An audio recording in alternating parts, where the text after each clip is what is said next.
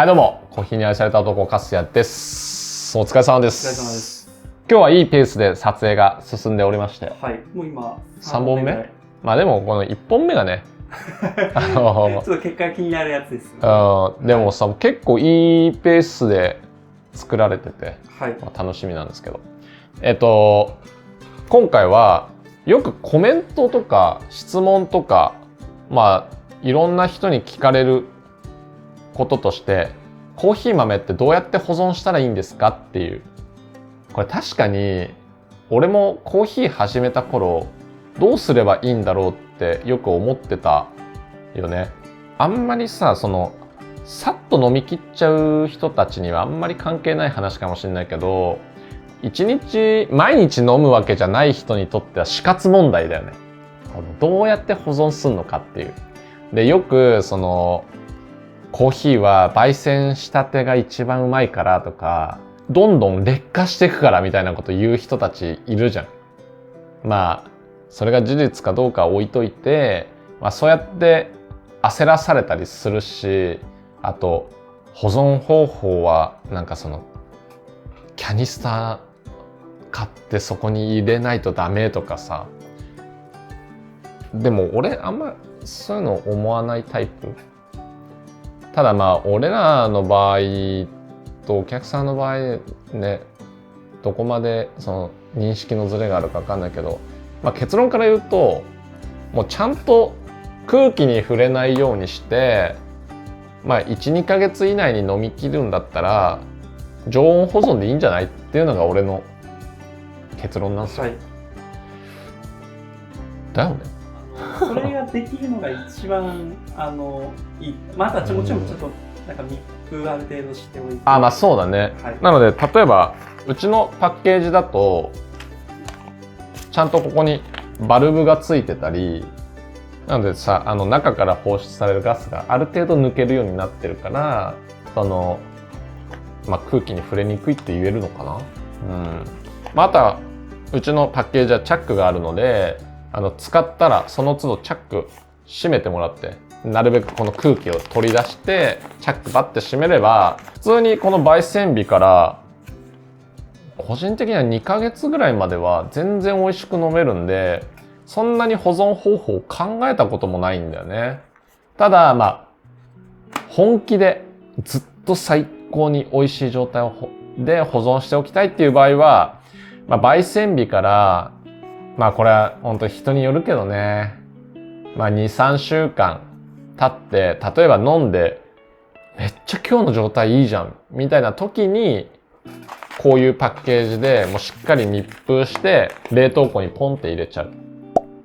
で保存しておけばその状態のままあんまりエイジングが進まないって言われてるよね。そうですね。俺らの世界では。はい、なので毎日飲まないから、まあ、100g 買っても1ヶ月2ヶ月かかんですよねみたいな場合はもうどんどん冷凍しちゃいましょう。ただやっぱりその空気が入らないようにしないといけない。なぜなら他の匂いが移っちゃうから。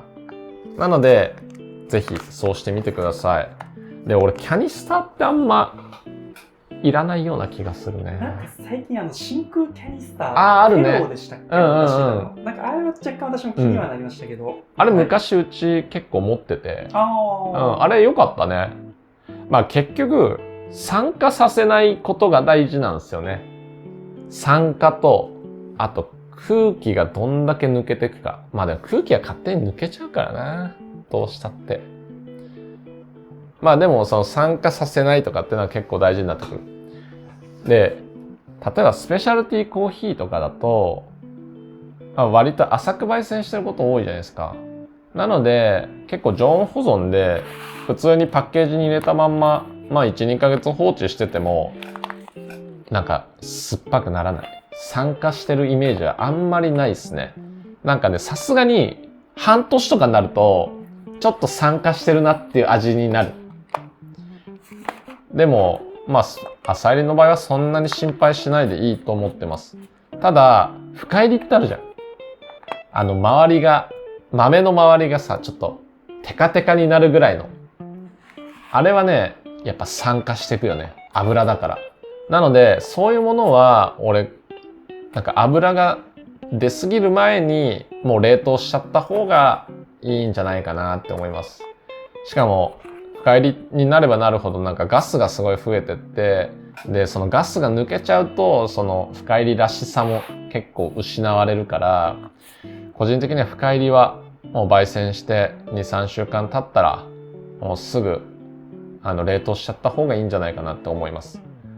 っていうと、冷凍したやつってそのまま使っていいんですかとか、常温に戻してから使った方がいいんですかって、これ絶対言われるんだけど、俺は冷凍したままグラインドしてそのまますぐ普通にドリップしちゃいます。これ考え方人によるのかもしれないけど、そうですね、冷凍、昔よく JBC とかブリュワーズとかでも冷凍した豆を使うことで、やっぱりお湯の温度が落ちてとかいうようなのを聞いたことありましたけど、冷凍するとエイジングが止まるっていうメリットの他に、流度分布が揃うっていうのがあるんですよ。それは何かっていうと、例えば10っていう引き目で引いてもさ、実際は5の引き目の粉も出てくるし、15の引き目の粉も出てくる。この流度分布。ほとんどはこの真ん中に集まるんだけど、そのグラインダーの性能はこう、いいものになればこうなったりするし、なだらかになったものもあるしっていう風になってるんだけど、この冷凍させると、狙った引き目になりやすいっていうメリットがあるんですよ。なので一時期大会の中でも冷凍させて引きましたみたいなことを言う人ってめっちゃ多かったの。そうすることで細かい引き目による雑味が出ないよとか、でっかい引き目によるアンダー抽出が出ないよっていう、ことが言えるよねってことで、冷凍させたままグラインドすると美味しくなりますみたいな、今はすぐざっくり言ったけど、っていうことが言えるメリットもあります。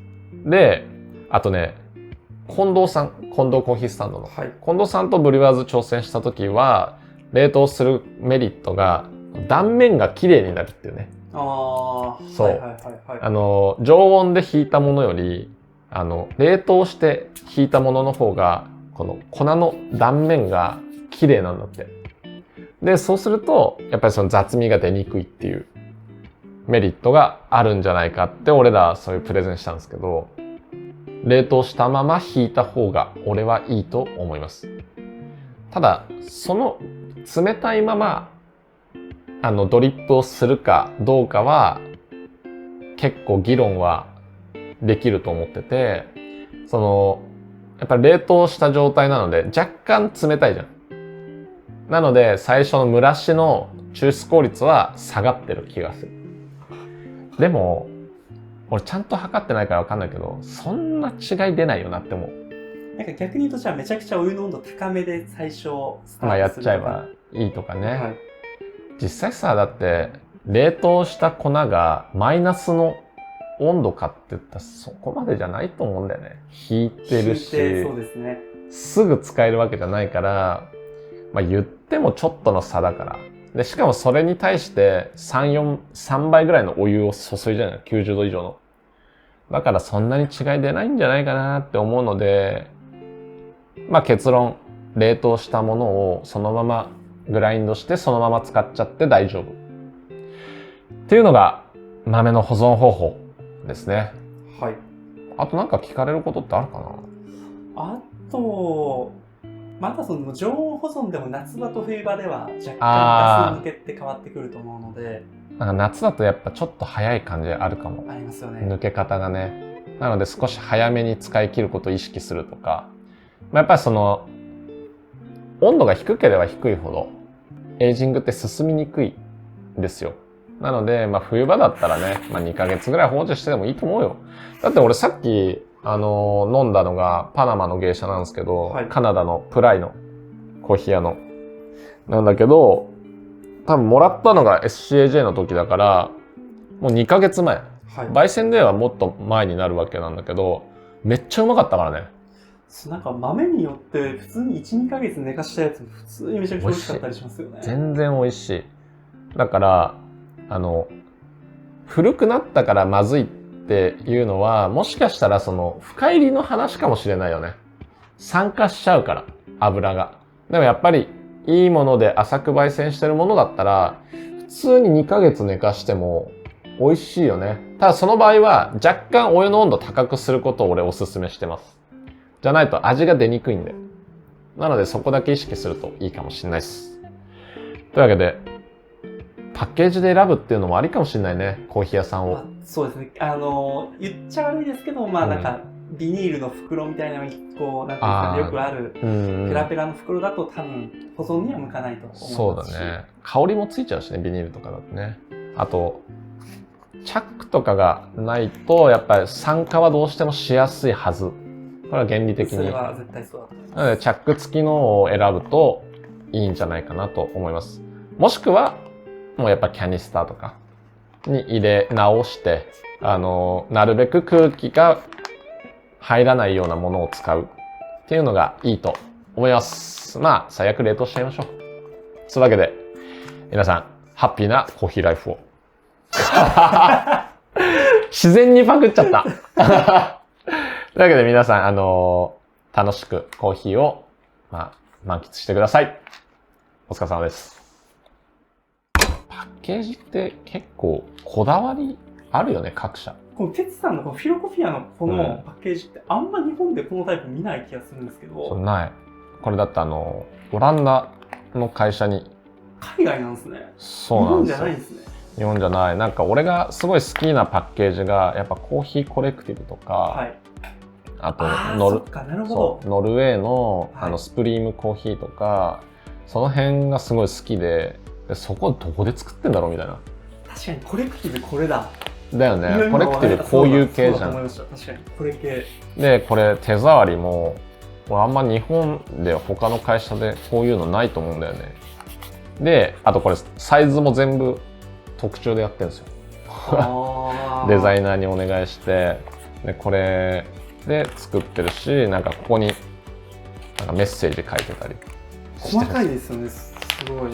ちなみにこのメッセージのところ、英語と日本語で書いてるけど、日本語の方がね、極める道にこれでいいということはないっていうワードから始まるんだけど、はい、このワードが俺がいたコーヒーファクトリーの時の常連の岩佐さんっているんだけど、はい、おじいちゃんで、その人が俺にいつも言ってくれてた言葉。ちょっといい話っていうかめっちゃいい話です。なんか大会、俺ずっと負け続けてた最初とかさ、でも、優勝しても岩佐さんはなんかね、極め道なんかこれでいいってことはないよねみたいなずっと言ってくれてたから、なんかそれはすごい俺の指標になってる。なんかこれすごいいい会社だよ。なんかね、カーボンニュートラルの工場、カーボンニュートラルの考え方で作ってたりとか、リサイクル可能な素材なんだけど、はい、だそこはね、なんか日本がちょっと弱いところで、実際じゃあこれリサイクルするからお客さんから集めますってなっても、これをリサイクル工場に持ってっても2トン分ぐらい持ってこないとダメですみたいな昔言われたの。いや、どうやって2トン集めんだよね。何年かけなきゃいけないのっていう。そう。でもあと日本は、わかんないけど、なんでか、このフラットボトムっていう形状あるじゃん。この、こうやって自立できる。の形状かつ、チャックが作れないんだって。日本の会社。作れないか、作ってないか、そういう設備を持ってないらしくて、日本のこういうパッケージ会社。パッケージ会社さん見ますけど、ないですよね。そう、意外となくて、で、何回か問い合わせもしたんだけど、だから、世界で作る方法を見つけてきたんだけど、日本で作れれば一番いいんだけどね。めっちゃ高いから。円安のせいで。普通にパッケージの価格がもうこれ100円近い。多分。すごいこれ今裏側の話ですけど。高すぎだよ、本当に。でも逆に言うともう、ね、それで保管できますから、コーヒーは、ね。まあでもそうだね。こだわりはある、この品質に対しての。はい。